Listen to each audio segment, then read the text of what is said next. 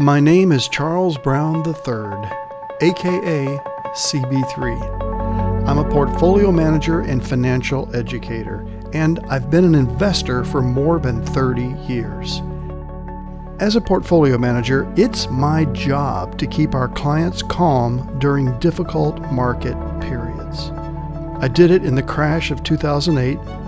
I did it in 2009 and 10 as a commentator for Fox News. And I did it in 2018 during the trade war scare. But 2020 was different.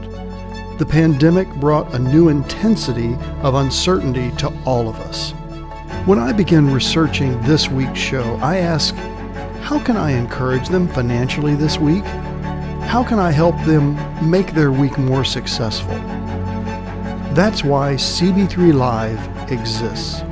We've been on 2 platforms in 2 cities with the goal of providing financial truth and a sense of calm about what's happening right now. Every week, I look forward to providing financial peace of mind to my clients and listeners. It's for this reason that it's a privilege every single time I start a broadcast by saying, from COVID, U.S. policy, and world economics to clarity. This is CB3 Live.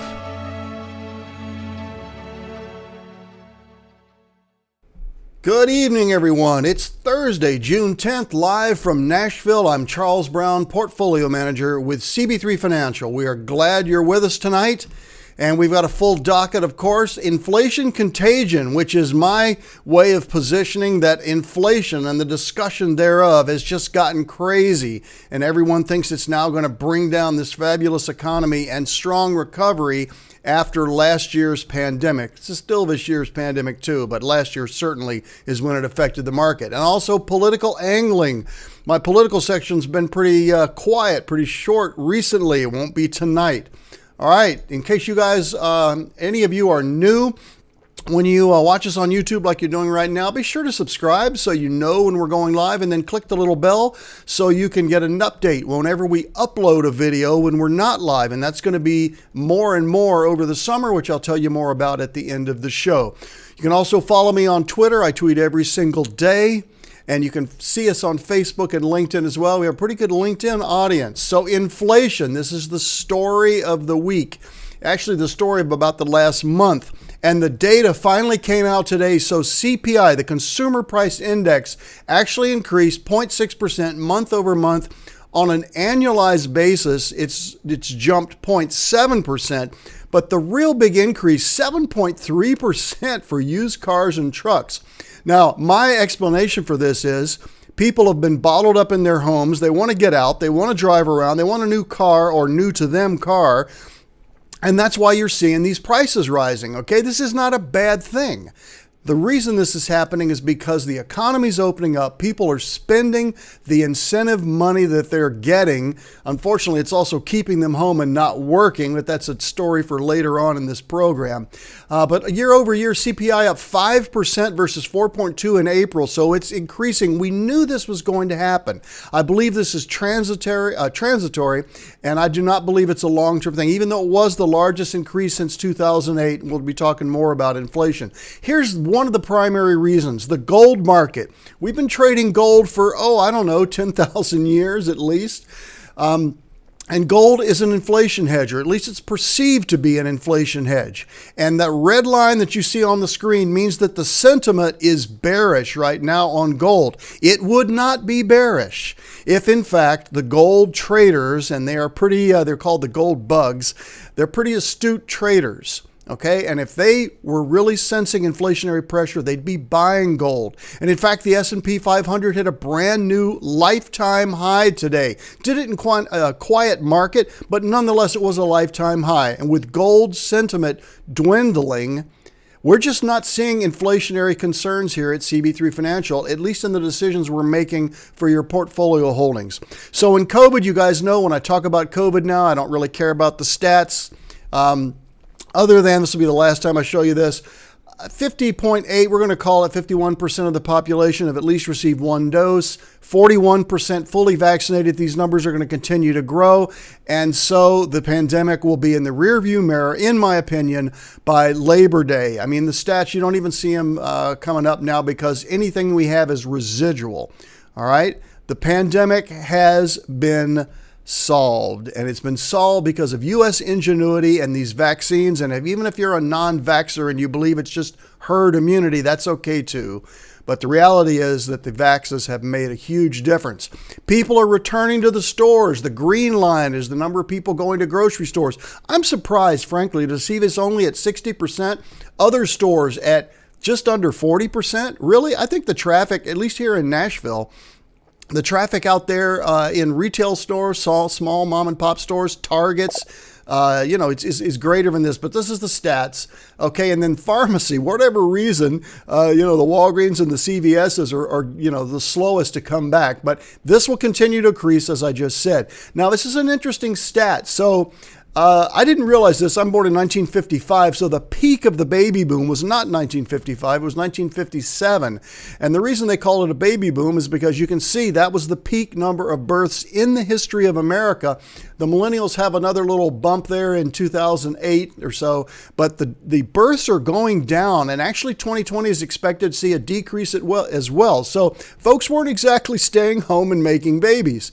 They might have been scared about the pandemic. They might have had other concerns, financial concerns, but we're not seeing a population boom coming up ahead because of this pandemic.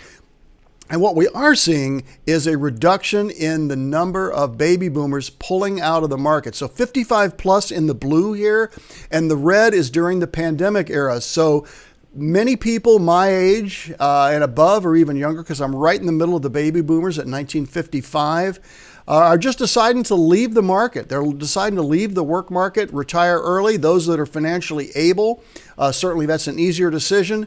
But the pandemic has changed so much. I met with a couple this week that came here from Chicago, and she actually leads a large prayer network and a women's ministry.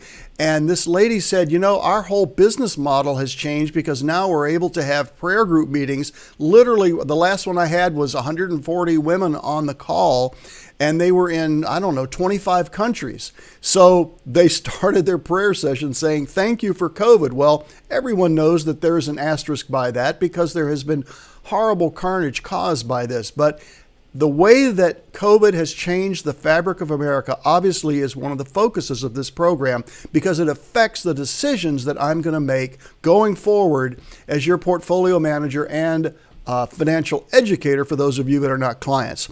We talk about politics because politics leads to policy, and policy has portfolio impact. And if it has portfolio impact, it definitely has a personal impact. And there he is.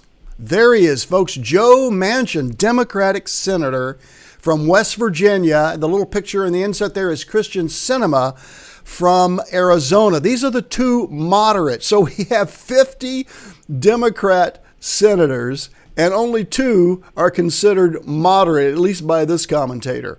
And those two are keeping the Senate from being able to blast through what's called the reconciliation process, which means they don't need to have a 50 or 60 majority on voting for these excessive, in my opinion, bills. So once again, Joe Manchin and now Kristen Sinema has stepped up because we have a 50-50 Senate, and they are preventing some of these more radical legislations from going through.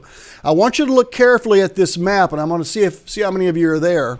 What color do you see on this map? Now, it's not the one that you actually see, so I'm going to give this 25-second delay. I want you to type in the box here if you see what color is really represented by all these states. We have very dark blue, light blue, gray, but 25 states are represented. These are the 25 states, governors, that have decided to end emergency unemployment benefits. And they're doing this because they can't find workers, because workers are staying home. Now, this is just unconscionable to me. I just wouldn't do it. I don't get the mindset.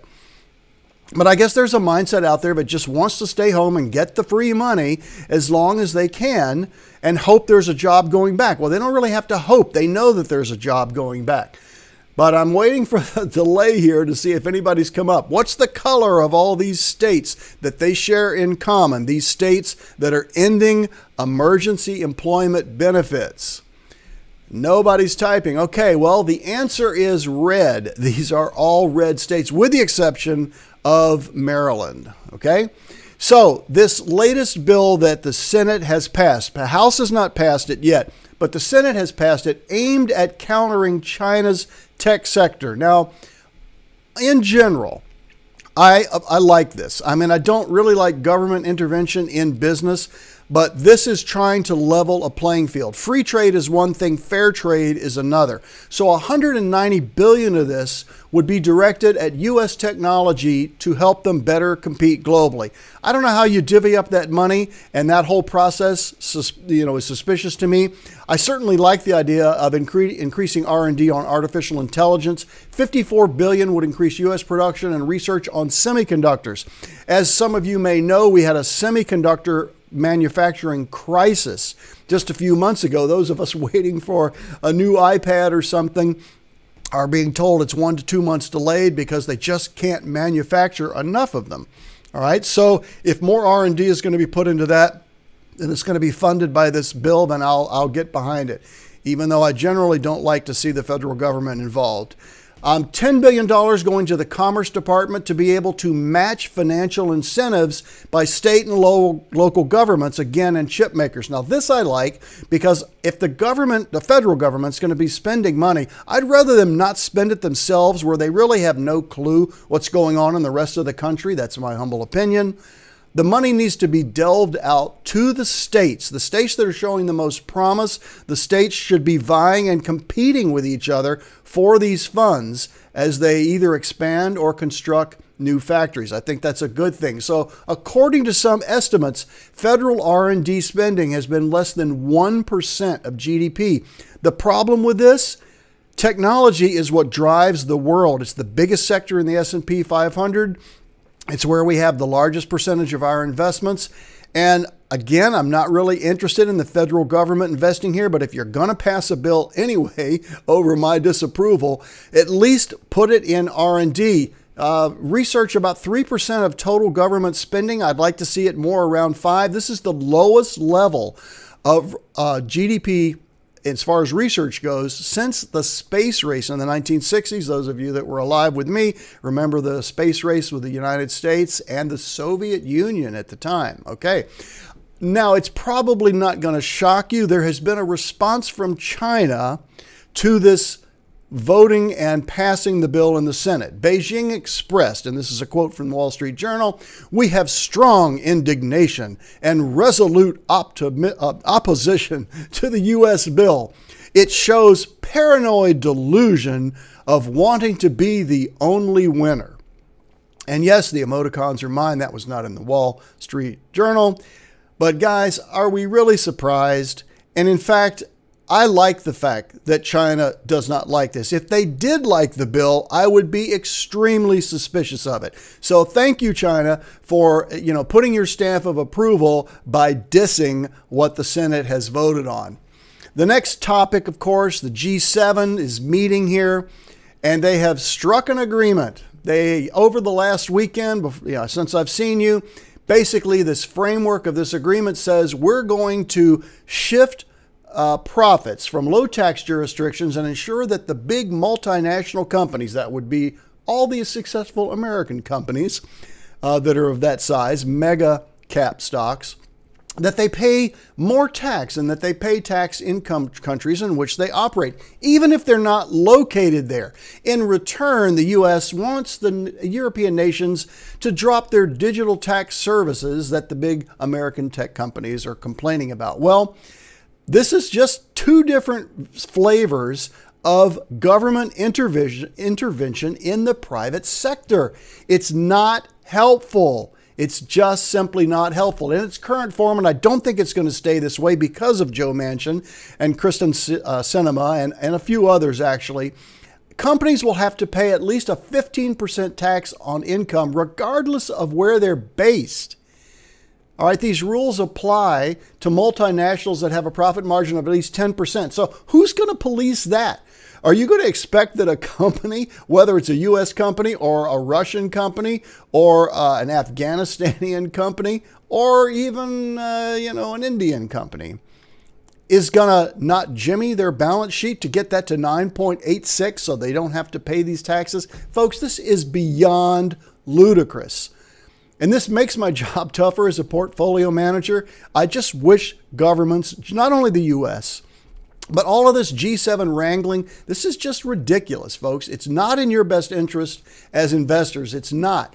So what's the corporate tax rate in the G7 right now? Well, look at France at 33%. So obviously the 15% doesn't much matter to them. Nobody's going to start a French corporation in the US or Italian or Japanese because their rates are higher.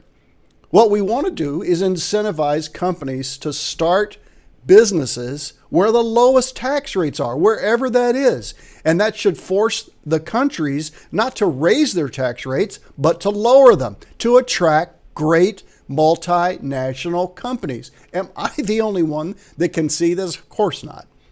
I know you guys can too, because I have a smart audience. All right. Showing you this again. I had one viewer that said, "Can you put that graph up there again? Is that for real?" Yeah, that little yellow dot down there is exactly where crude oil traded when it looked like Donald Trump was going to be reelected. And then the next morning, crude oil just went straight up, and it has been going straight up. And in fact, it hit another intraday high earlier this week. And that is because the Biden administration is hostile. I'm going to say that again. The Biden administration is hostile to fossil fuels. And therefore, the fuel companies are saying, well, if you're going to do that, and the Canadian government just shut down the Keystone Pipeline project 2 days ago because they said, we can't get past you guys. Okay, so we've been working on this deal for years, and now we're done. Okay, and with it go all these jobs. One of our viewers in Montana has told me, if a Democrat ever thinks they're going to get elected out there, they can forget it, because the next Republican, either House or Senate candidate, is going to say, you remember what the Biden administration did to all of us that have family and friends and cities employed in this Keystone Pipeline project? Yeah, do you really want to vote for that? Just nuts, folks. And so here we are.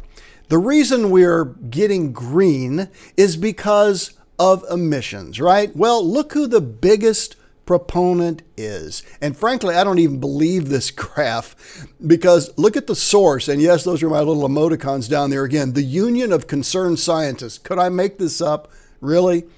China, far and away the worst offender for emissions. And then the U.S. I think, frankly, India is second, not the U.S.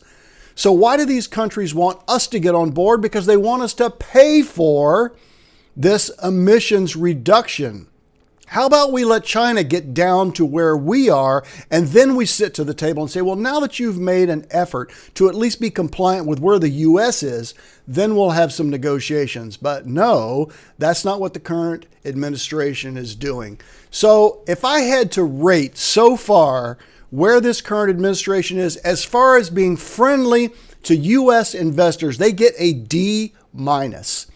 Now, they don't get an F because I want to believe, this is not a final grade, this is a midterm, not even a midterm, right? Just the first test, I guess. I want to believe that this administration wants to help business, American business, because when American business is helped, U.S. families are helped. A strong economy and economic platform, if you will, for entrepreneurs to exist is what helps this country the most. How are all of these taxes helping the U.S. and helping investors and helping employers? They're not. They're just simply not. In case you missed it, Donald Trump and Bill O'Reilly are launching what's known as a history tour. They're starting with 4 dates in December, and they expand it to 20 more dates, a total of 24 dates going into the summer of 2022. Now, the timing on this is really odd. It seems to me that by this tour, they would kind of be getting in the way of the 2022 election and drawing attention to themselves when all of us want to be paying attention to the candidates, the ones that are running again and the new ones. And yet, I'm kidding, right? This is exactly what Donald Trump and Bill O'Reilly want to do. Those of you that are clients don't know this, but Thomas Petterfy is the founding person. And I don't think he's from the Ukraine. I think he's from Albania. Okay, his comment, and he lives 3 doors down from the Donald. Presidents, when they finish their term, always look so much older. Go back and look at Barack Obama in 2008 and then 2016. But Petterfy says, not true for President Trump. He looks just the same as he did. Still looks just as young and just as vital. I don't know if you agree with that, but I thought it was an interesting observation. So I'm going to pause for a second. Any comments, anything from you guys? We'll see a whole lot going on in the chat. Okay. Hey, Debbie, how are you? All right, so 2001 index performance, Russell continuing back on top here. Dow, S&P neck and neck. NASDAQ making up some ground here, and we've seen it really over the last 2 to 3 weeks. The NASDAQ, there's starting to be some, if you will, value hunting in the growth stocks. That's kind of a dumb way to put it, but that's reality. That's what we're seeing. It's just hard, guys. So here's Superman. We got all these big mega cap stocks, all these NASDAQ stocks. What is the way to find the next winners? That's going to be something I talk about over the course of the summer, how we go about finding the next batch of winners. We had a really good, as you well know, in fact, an astounding 2020 performance, especially in CG and SG. CG is about flat on the year, a little up. SG is better, and GI is having a really good year compared to the Dow, which is its benchmark. But it's just hard to find the next winner because sometimes they're obfuscated. The word of the day, obfuscated. Not easy to see. And in the technology sector, I showed you this last week, what happens over time. Look at the graph down at the bottom. You see 2020.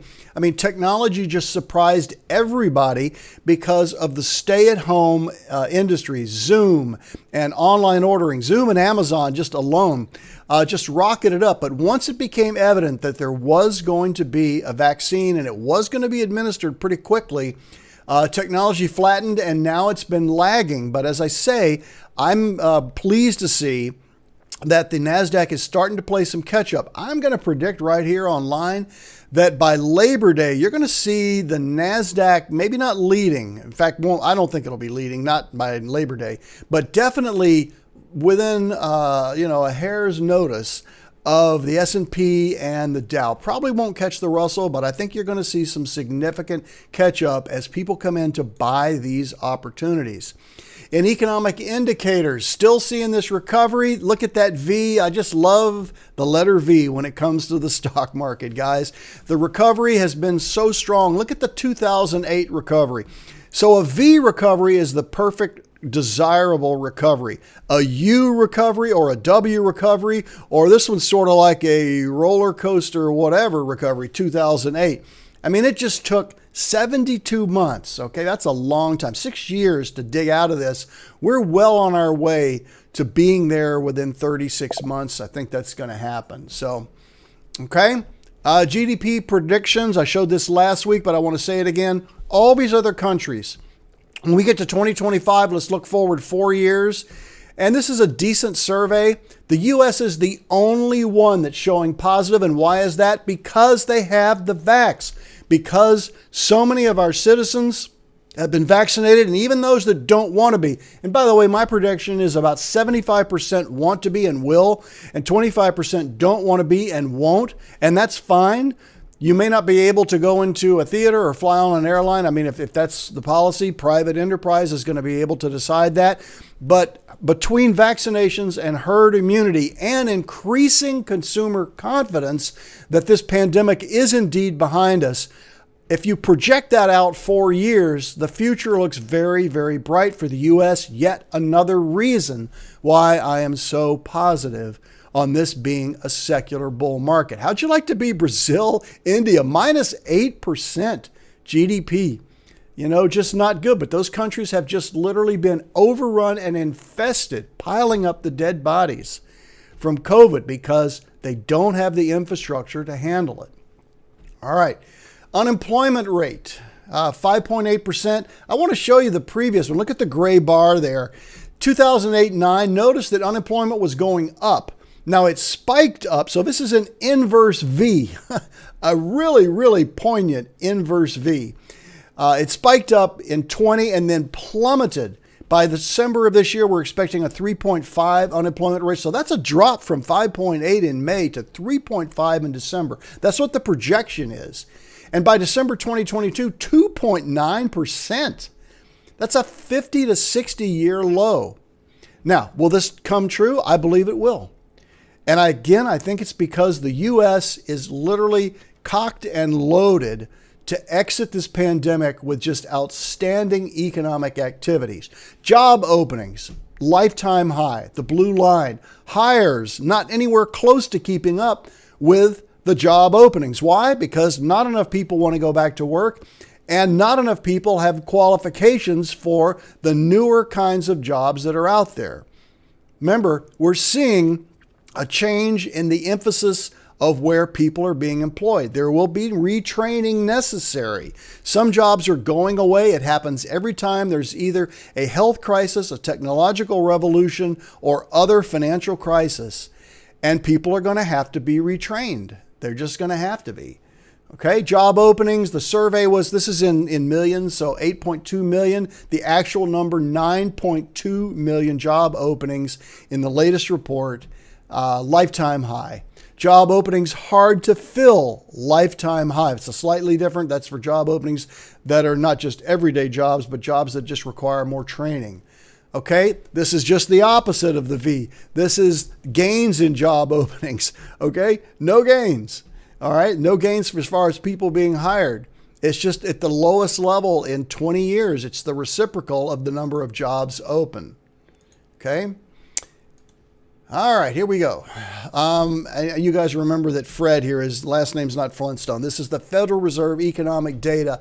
This is the rate of voluntary resignations. Now, I've never put this stat in here, but I find this fascinating. So the number of people that literally walk into work or they Zoom in and say, I'm resigning. Why? Well, because I got a better offer. Actually, I got like 6 better offers and they're all work at home and they all have better health plans. And one of them lets me work in Hawaii and they're buying a villa for me in Aruba. I mean, employers are doing all kinds of crazy things, which you have seen on this show, to try to keep people at their company. And in fact, heard on the street, this is one of the columnists at the Wall Street Journal, employers are not only struggling to hire new workers, they look as if they're having a hard time hanging on to the workers they already have. It's just, who would have predicted this when this pandemic started? But it's changed everything about how America works. Maybe not everything, but well over 50% of how America works in business, in social contacts, in proclivities for going to big events, for going to stores, as I just showed you earlier. Figuring this out is going to be fascinating. One of the reasons why I plan to stay in this business for quite some time, because frankly, this is an intellectual challenge for me. And I like bringing you this news because I know we have a positive viewpoint on this, because I read the data. I don't listen to the what's the word I'm looking for?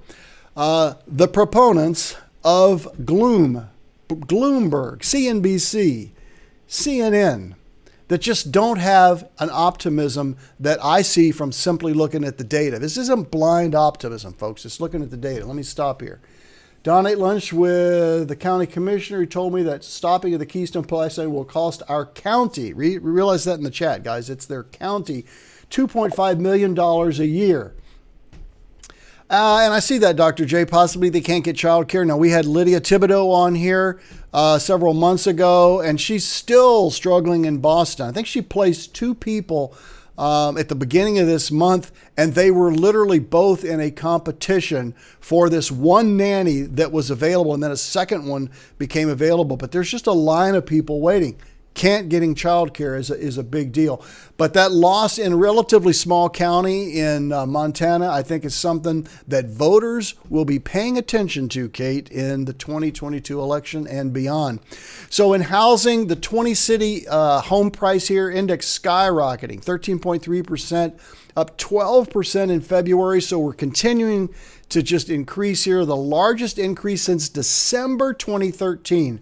I did the math today on what we paid for our home here in Nashville and what the Zillow estimate was this morning, and it was almost 11% gain. That doesn't sound too bad. For 5.5 months we've lived here. 5.5 months, okay? And our realtor, our rock star realtor, Susan Thetford, says, yeah, that's low. There's no chance that anybody could buy your house for that now. And I'm not saying we bought brilliantly. I'm saying this happens all over the country. Yes, even in Illinois. Yes, even in blue states like Maryland. Even in California. Real estate is definitely a situation where people are staying where they are. They don't want to move. And therefore, it makes it harder and harder for someone to buy a new property. Even in Montana. All right. So one of our longtime viewers, so I'm going to shout out to Andre here. Thank you so much, Andre, for bringing this to my attention just a few hours before the show. I've seen this, but it hadn't been brought to my attention with an actual article in the Wall Street Journal. But if you sell your house, the buyer might not be another individual. It might be a pension fund that actually is going in and bidding on an entire subdivision.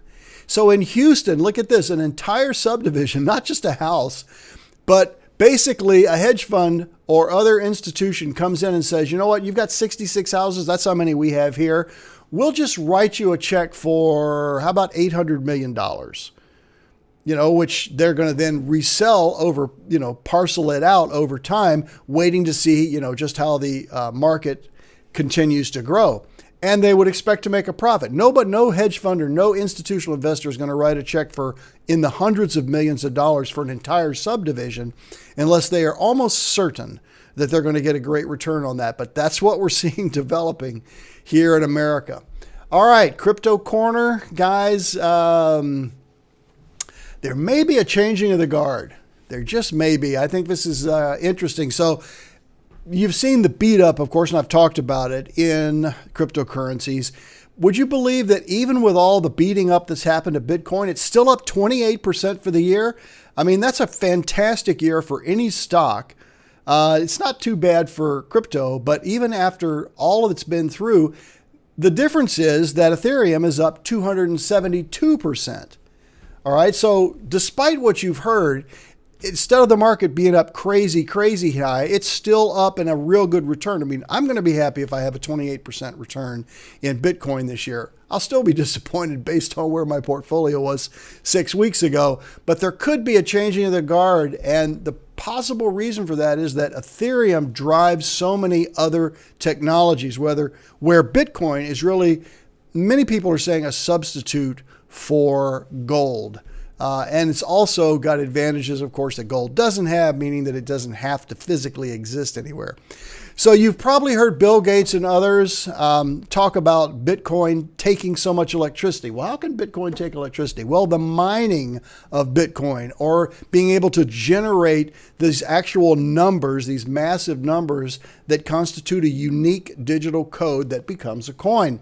So when you look at annual electricity consumption, China at the top, then the US, then Germany, all the world's data centers together, okay, 205 terawatts of power, and then Bitcoin. Now, I don't know if that's really accurate. I think it probably is pretty close. Honestly, I don't care.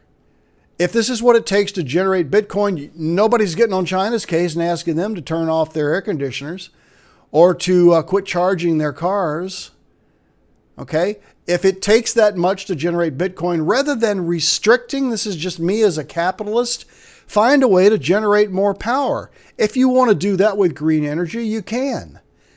But more than likely, it's going to be fossil fuel that's going to be generating the electricity needed to produce this commodity, meaning cryptocurrencies, that are in high demand right now. Find a way to produce what you want. Don't cut back on something. It just makes no sense. I couldn't believe today. Oh, sure, I could believe this. Listening to Elizabeth Warren on Bloomberg today. She's calling the markets the Wild West. Okay, they've been called that since they came out, since Bitcoin was invented in 2009. So we're only 12 years into this, okay? And she's saying it's not a good way to buy and sell things. So who gives you the right to say what is good and what is not good, and that it's an environmental disaster?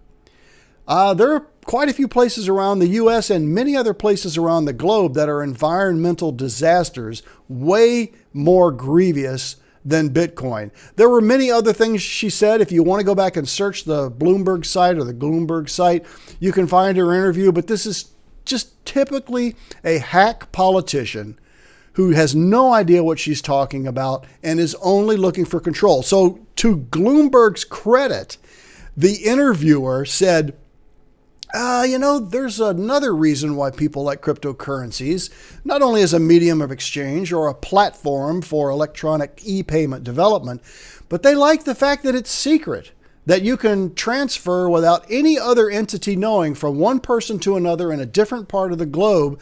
And what do you think about that? Well, I don't know that we really value that. I mean, the Chinese, of course, want to tame Bitcoin because they want to track all of their citizens' purchases. We would never do that in the United States. No, of course not, Ms. Warren. Of course not. But we just basically think that there needs to be more regulation. Folks, this all comes back to control. I am not interested in the federal government. I want to monitor my words there. The federal government controlling any more of our lives than they already do. Guys, hang with me right here. I mean, if you're multitasking, stop for just a minute and just look at me here, okay? All of us, all of you, all of us have worked our entire lives. And when we get a paycheck for $100, a good chunk of that goes out to federal income tax, many of us state income tax, although not me now, Medicare, Medicaid, local taxes, etc., etc. And then we take what's left and we go to buy goods and services to live on. And we're taxed again. And then at some point in our life, most of us will buy a home and start paying property taxes on that home. And finally, when we die, if we have anything at all in the way of wealth, the government wants to come in and take a fair portion, I shouldn't use that word, an unfair portion, which is anything over $1. All of this money's already been taxed. And in the meantime, we've paid income tax, property tax, sales tax, not to mention probably many other kinds of tax. And at the end, you're going to take it for the federal government, money that I work for, but I can't pass down? At some point, aren't you just fed up with being taxed? The whole purpose of this program is to educate you guys on what's happening in this country at the government level, especially the federal government level, that is affecting you as investors. And it really, really troubles me that this current administration has the policies that they do to basically redistribute income. And you've heard me say this before, but I'm going to say it again. There are two ways to enslave a human being. The first is to force them to work, to have labor and not pay them. And the second way to enslave them is to pay them and not allow them to work, or not encourage them to work. And that is happening all across the country right now, with all of these post-pandemic payments going out. Since I've seen you, Biden even suggested we might have a fifth round of incentives to help people, those that are downtrodden. Downtrodden? Did you guys not just see the stats that I showed you on the screen? They can't find enough laborers. And if you need the training, they'll train you. If all you can do is flip burgers at McDonald's, there's a $500 signing bonus. The state of New Hampshire, last week I said, if you just work for 8 weeks, please, just work for 8 weeks. We'll write you a check for $1,000 just to have stayed there for 8 weeks. In any other time and place, if you went back and asked JFK or Harry Truman, I'm just going to mention Democrats here, even Jimmy Carter and Lyndon Johnson, if this were prudent government, they would say, you have lost your mind. My job is to keep you guys informed on how government decisions are affecting your investments. And that's what I'm doing tonight. I'm not going to see you for a little while, so I want to make sure you remember this segment. All right, let's go forward. American Energy, haven't talked much about this, but here is one of my least favorite guys on the planet. But Bill Gates and Warren Buffett say they're going to build a nuclear power plant. Now, I am a nuclear guy. I like nuclear power. In my hometown, we have 2 nuclear power plants that have kept energy costs low in Fort Pierce, Florida for years. I know there are other residents there that might have a different take on it, but I like the fact that early on in this whole process, Fort Pierce, Florida had nuclear power generation. There has not been a nuclear power plant, I'm sure somebody online will correct me, I think in 55 years. Long time. And so in Wyoming now, this is going to happen. It's going to be funded by Buffett and Bill Gates. Mark Gordon, the governor of Red, Wyoming there, has said that they're going to build this. They're going to go to a coal-fired plant that's being shut down, and they're going to build it. I'm going to follow this story. I don't know if it's actually going to happen. There's probably going to be some environmentalists that come in and scream, but guys, nuclear power is among the most clean power on the planet. And I hope this is a trend that resumes and we get this happening again in the U.S. So guys, there's the story. If you got questions, type them in the box. Let me just bring you up to date on a few things while I'm letting the time delay catch up here. So the next CB3 Live will be almost a month from now, Thursday, July 8th. I'll be training. I will be training, actually doing some training. I will be traveling. A lot of things going on. And so we've got some other content to keep you guys happy if you're concerned about not seeing me every Thursday night. As warranted, I will be issuing what I'm going to call CB3 Live updates. It's basically when I'll stop with my laptop and go to a camera and say, guys, here's what I've seen. You need to be aware of it. I'm watching your accounts. I always travel with two laptops, 2 iPads, 4 iPhones. So we're in touch with the market even when we're traveling, guys. Have no fear. All right, Retirement Realities. I've told you about this. It's an evergreen series. I'm going to go back through the book that I wrote with Dr. David Gursky, and we're going to walk through some of the topics. You guys have questions. It won't be live, but you'll be able to binge watch. It'll be shorter, so 10 to 12 minutes per episode, and I plan to do that throughout the summer and maybe even into the autumn. If you guys are enjoying it, let me know what you think, okay? If you lose track and we don't get emails out to you, there are 2 ways where you can always find our content. Go straight to the URL there at the top, youtube.com/c/CB3Live, or you can just navigate to our webpage and click YouTube. See the big red arrow? There we are, and all our videos will be posted there. Just one last time, I want to remind you, if you have not watched Leo Klinstein's interview, it's just phenomenal. It's just phenomenal, guys. Go back, look in the archives, and read about this immigrant from the Ukraine and how he got to America and his story. It's just, it was one of the best interviews we've ever done here. So let me look in the chat. What do I think of meme stocks? Meme stocks, thanks, Mark. Good to see you. A meme stock, basically, these are these meme stocks that are being traded on Robinhood and other similar exchanges.